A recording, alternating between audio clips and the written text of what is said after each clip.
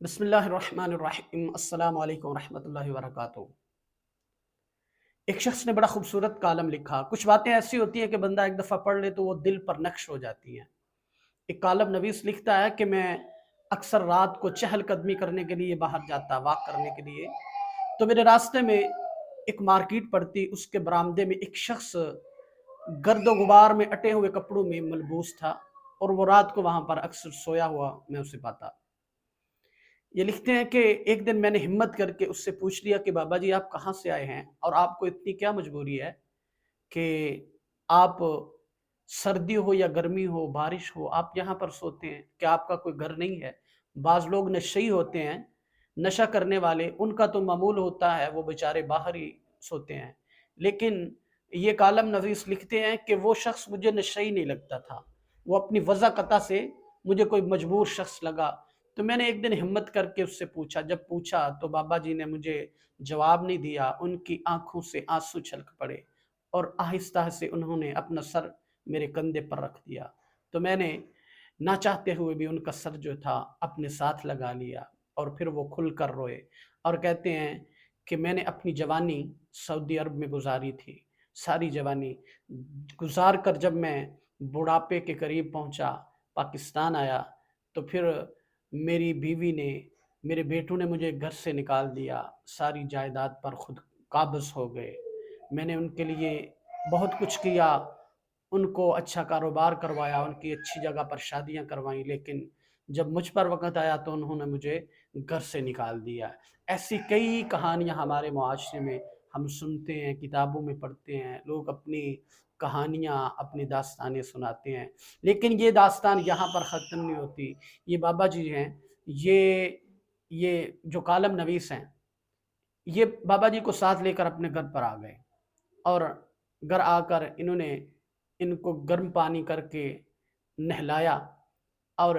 نائی کو بلوایا، باربر کو، ان کی کٹنگ کروائی، ان کا خط بنوایا، اور پھر ان کو اچھا لباس دیا، صاف ستھرے کپڑے دیے۔ جب انہوں نے پہنے تو یہ بڑی اچھی وضاقتہ کے نکلے، بہت صاف ستھرے بزرگ۔ تو یہ کہتے ہیں ان کو کھانا دیا گیا، جب 2-3 دن رہے تو پھر یہ صبح اٹھ کر جب مسجد میں جاتے تھے نماز پڑھنے تو بابا جی کو بھی اپنے ساتھ لے لیا۔ یہ کہتے ہیں کہ جب فجر کی نماز کے وقت میں مسجد میں گیا تو یہ بابا جی نے اپنی ساری عمر سعودی عرب میں گزاری تھی۔ اب جب امام صاحب نماز پڑھا رہے تھے نا، تو جب انہوں نے سورہ فاتحہ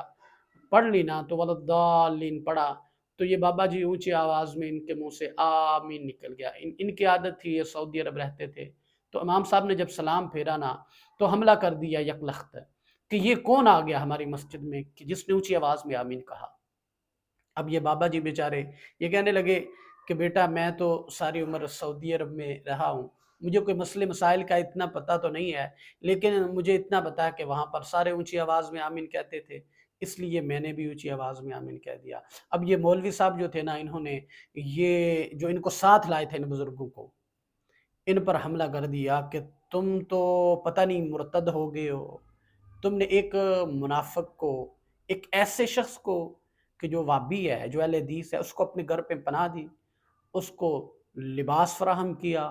اس کی حالت اچھی کر دی، اس کو تم روزانہ روٹی دے رہے ہو، روزانہ اس کو کھانا کھلاتے ہو، اپنے گھر میں پناہ دے رکھی ہے، تو تمہارے تو سارے اعمال جاتے رہے، تمہاری تو ساری نمازیں جاتی رہی، ایک منافق شخص کی ہیلپ کر دی تم نے، ایک وہابی کو اپنے گھر میں پناہ دی، اس نے فتووں کی بچھاڑ کر دی۔ یہ شخص کہتے ہیں کالم نویس کہ میرا دل ٹوٹ گیا، پھر میں اس دن کے بعد میرا دل نہیں کیا، جب صبح کو اذان ہوئی نا تو میں نے بابا جی سے کہا کہ آپ بھی گھر پر نماز پڑھ لیں، تو میں بھی گھر پر نماز پڑھ لیتا ہوں۔ یہ لکھتے ہیں کہ میں نے پھر اس دن کے بعد میں مسجد میں نہیں گیا۔ اب آپ کامنٹس کر کے مجھے بتائیں، کیا ان مولوی صاحب نے ٹھیک کیا یا انہوں نے ٹھیک کیا کہ مسجد میں جانا چھوڑ دیا؟ ہمارے ارد گرد بہت سارے ایسے لوگ ہیں کہ جو صرف اس وجہ سے لوگوں کو فتوے لگانا شروع کر دیتے ہیں کہ تم نے کسی ایسے شخص سے کہ جو اہل حدیث ہے، جو رفع یدین کرنے والا ہے، جو اونچی آواز میں آمین کہنے والا ہے، اس سے تمہاری الیکس لیگ کیوں ہے، اس سے ہاتھ کیوں ملایا ہے، تم اس کو ساتھ لے کر کیوں آئے ہو؟ ایسی چھوٹی چھوٹی باتوں کہ ایسے فروعی مسائل کہ جن کی حیثیت دین میں صرف مستحب عمل تک ہے، ان کو بنیاد بنا کر بہت سارے لوگ نفرتیں پھیلاتے ہیں، बहुत सारे लोग कि जिनका काम एक उम्मत को इकट्ठा करना है, उम्मत बनाना है, ये लोग तफ़िरकाबाज़ी करते हैं, फ़िरका परस्ती को तरजीह देते हैं। ऐसे लोग कि जो छोटी-छोटी बातों से बाहर निकलते नहीं हैं, इनके ज़हन सिर्फ़ महदूद हैं, एक छोटी-सी सोच है, अपने ज़हनों को वाह नहीं करते, खोलते नहीं हैं, बहुत दूर तक सोचते नहीं हैं कि उनके ज़हन सिर्फ़ इन छोटे-छोटे मसलों पर अटके हुए हैं और आवाम को यही मसाइल सुना-सुना कर वो वरगलाते हैं और बहुत सारे लोगों को दीन से दूर करने का वो सबब बन रहे हैं। अल्लाह हमें ऐसे लोगों से महफूज फरमाए। आप कमेंट्स करके मुझे बताइएगा कि उस उन मौलवी साहब को क्या करना चाहिए था, या वो जो बुज़ुर्ग थे उनको जिस शख्स ने पनाह दी, क्या उस शख्स के अमाल जो थे वह अकारत गए, उसके अमाल ज़ाया हो गए? तो इसके बारे में आप मुझे बताइएगा, कमेंट्स कीजिएगा, अपनी कीमती आरा से मुझे नवाज़िएगा। अल्लाह हम सब का हामी और नासिर हो।